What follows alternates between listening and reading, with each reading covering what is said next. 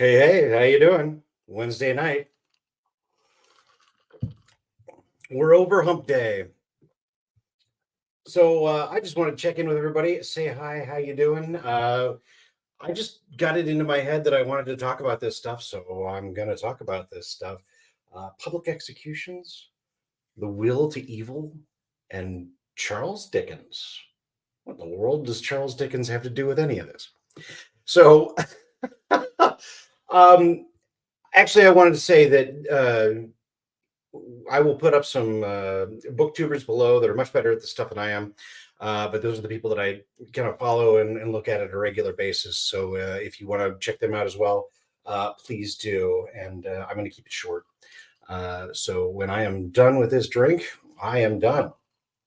And not to worry, it's a child's beverage. It's a Shirley Temple, basically. My name is Andy Witham. I wrote The Crimes of Rooker Flynn. It is now available on audiobook. You can check that out. I read it myself. I had a great time doing it. I love telling these stories, and it's a joy. One of the things that people have said a lot is that they were surprised that the tone of The Crimes of Rooker Flynn is much darker than The Legend of Black Jack, and I love that. Because I love surprises in the stories. There's so many different things that happen, especially up front, and I tried to be cagey about it and not let anybody know what was going on. And so my hope is that people walk into the story not knowing what they're going to get and being surprised, especially during the first few chapters about what's going on and how this all begins to play out. But the darkness thing comes from, we already did Legend of Blackjack. We already did kind of coming of age story and that those father figures, and we've done nobility. And now we're talking about Rooker Flynn. And Rooker Flynn is a different guy than Jack. And he's got different needs, and he has a different arc that he goes through as a character. And it's I'm sorry, this is cracking me up. I'm just realizing that there are actually people here, and it's Derek, hello darkness, my old friend. It's like, well, it's not like Blackjack was sunshine and rainbows. Thank you, because it's just like everybody talks about how whimsical Blackjack was, and it was like, do you not remember the penultimate chapter where he was up against the Fell Prince? That scene didn't go really well. A couple of zombies and an entire island full of people getting destroyed by a bunch of cockroaches, but other than that, it was just delightful. But but now we're telling Rooker's story, and it's a combination of two different things. One of the things that I really liked is that Harry Potter did it really well in that she improved and advanced the character and the story each time. So there was a maturation process that went along with the characters, and I want that for everybody. And so, okay, we've had our Legend of Blackjack, and we've done our coming of age story, and we get into Rooker. And the second thing really is, for better or for worse, folks, I was trained as an actor, right? I'm sorry. So I'm going to write in that manner. And to me, it's about getting inside the person's head and figuring out who are they and what do they need and what are the things that they fear and what are the things that they desire deeply and love. And you start kicking around inside Rooker's head, and it's a whole different ballgame. Yeah. It really, actually, I was talking with Red Fury Books about this, about the idea that the whole island of Huang Hun, the Locke Institute, is built on Rooker's character, right? This is a guy who loves freedom and being able to do whatever he wants at any given moment, whenever he wants to do it, with no consequences. That's who he is. He's a very practical guy, and he is the center of his own universe. And so I came up with the worst possible place in the world. And that's how you get the Locke Institute. And when I was going through this, I knew I'll get into the spiders part in a second. I knew what I wanted out of the story, but I didn't want full grimdark. And actually, I tried it with the advent of winter. Dom gave us an opportunity to write a couple of short stories. I was like, you know what? I'm gonna try full grimdark, and I'm gonna see where we go. And I got 6,000 words, and I read Stephen King's Night Shift. Was kind of uh, the root for that short story, and it was full grimdark. There were no characters to root for. Nothing good happened at all. And it was just miserable and awful. And I loved writing that story. It was like full dark. And I realized it was like, hey, you know what? About 6,000 words is about what I'm comfortable with. I don't think I want to, play my full time in a universe that's like this. Because I like hope. I like joy. I like all those things being built in. At 20, he's talking about spiders. Spiders. What better prison guards are there than giant spiders? I mean, answer me this, Batman. Is like, yeah, not for those with arachnophobia.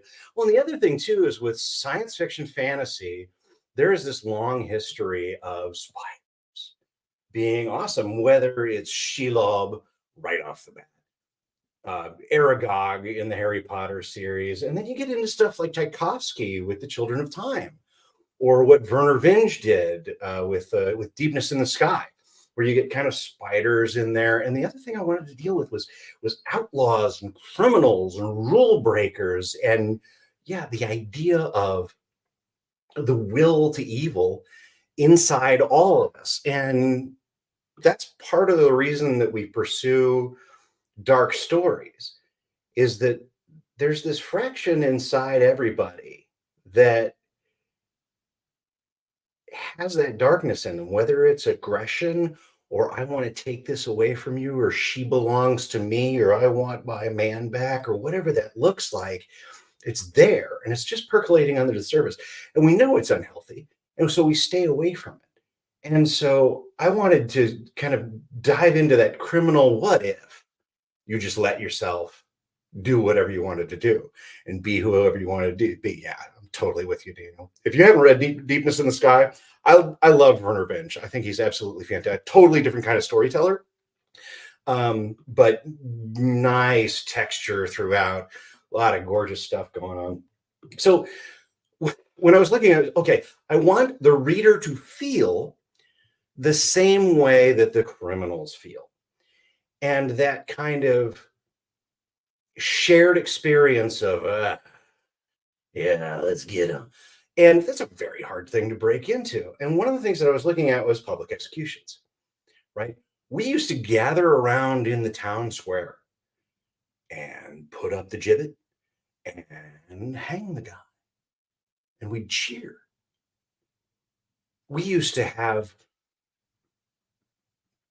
French cities that would come together to watch the nobles. They'd be guillotined and have the blade chopped down on their head and jump up and scream to do it again until the basket was bloody.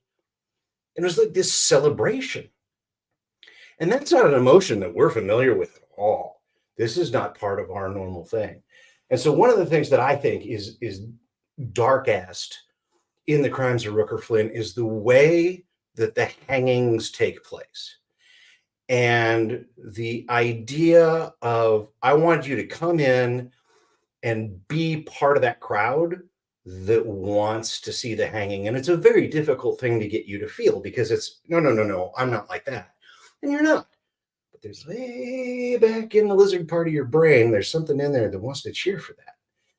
And so what we did, I'm not going to spoiler it, but what I did was I put a twist on the way that the hanging happened, so that that sense of joy, of relief, of happiness that goes along with something so terrible happening up on the cliff is something that you can associate with, and you can feel at least why somebody would feel that way and understand it. And I just absolutely loved putting that together. And it was, you look at Red Rising, and you have that moment where he goes up onto the scaffold and he holds onto the leg and he pulls, right? And he breaks his neck.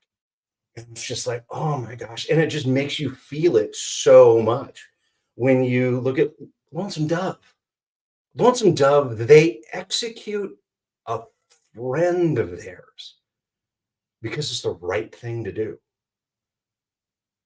And those complex emotions that are built into that, I just think is absolutely fantastic. And part of the reason that we want the dark stories, and part of the reason that we get drawn to that is because it's built in naturally into our heads that we're drawn to the negative.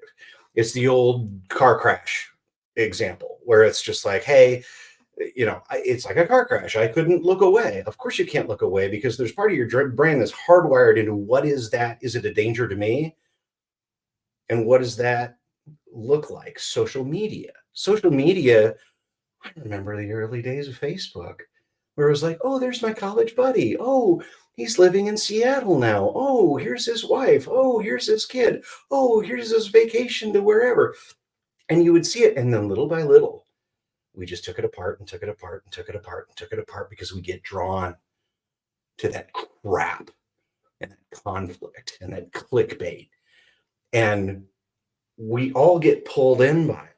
And so I'm sorry, Derek had the themes of trust and betrayal with Rooker's character and story arc, super interesting. And then more conceptually, believe me, that's just the start, buddy.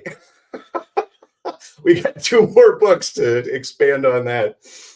And the hangings are dark indeed. Yeah.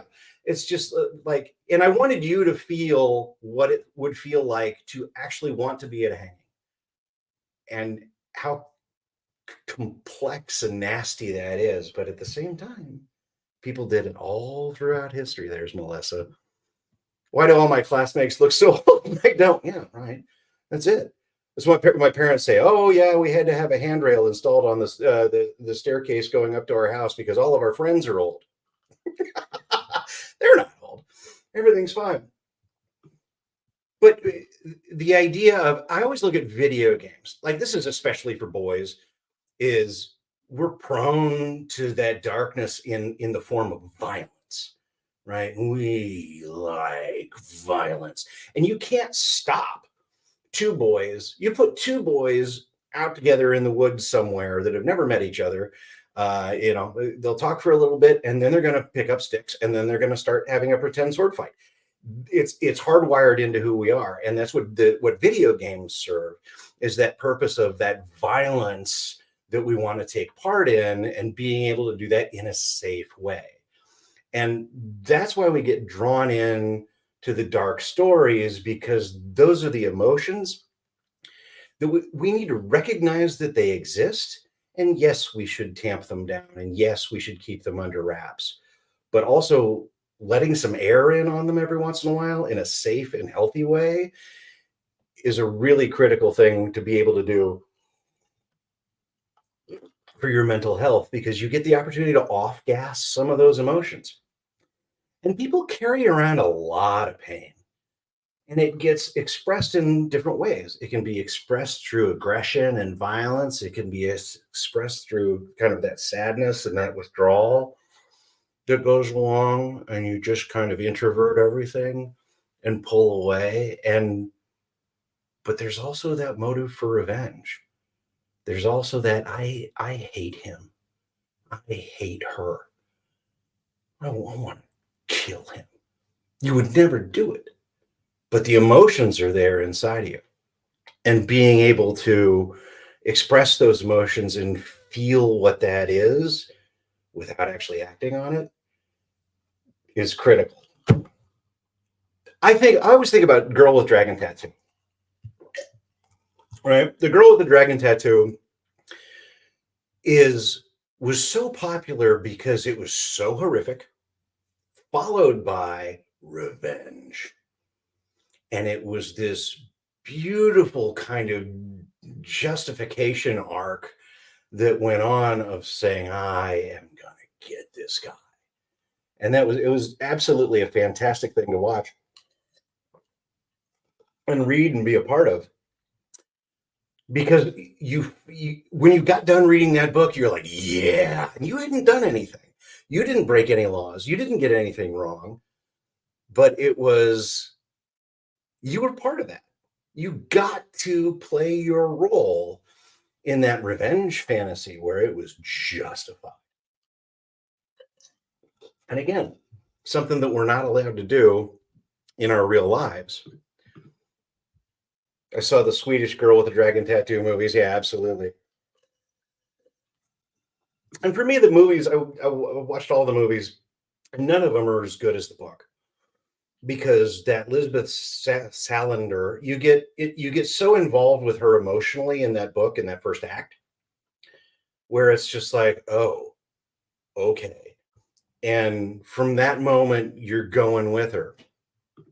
Melissa's talking about so good, that trilogy I learned to listen to is audiobooks, Hunger Games trilogy. Yeah, it took that long. Yeah, and that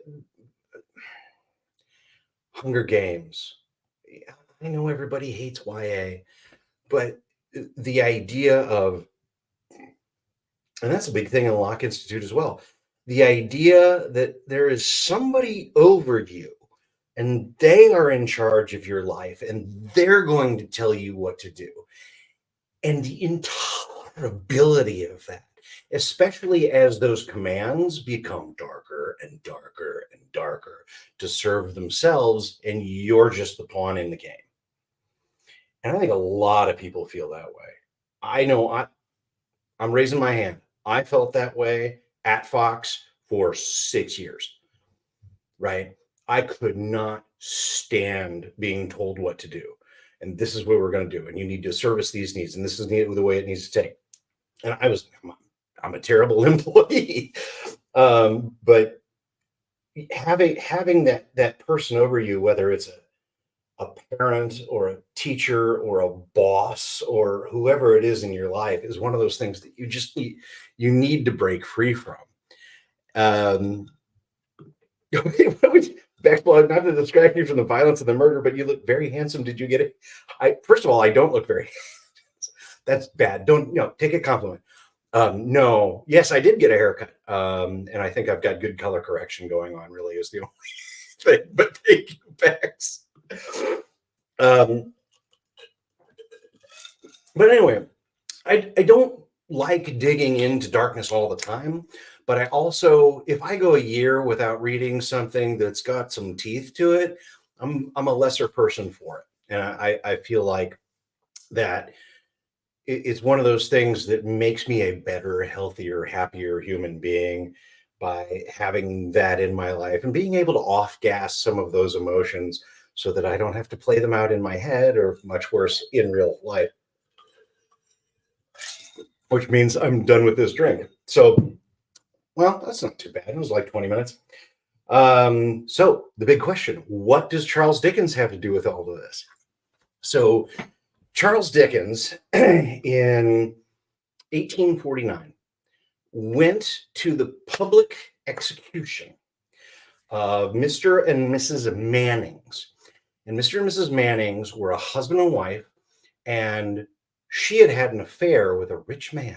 And when that affair broke off, she and her husband decided to murder him and take his money.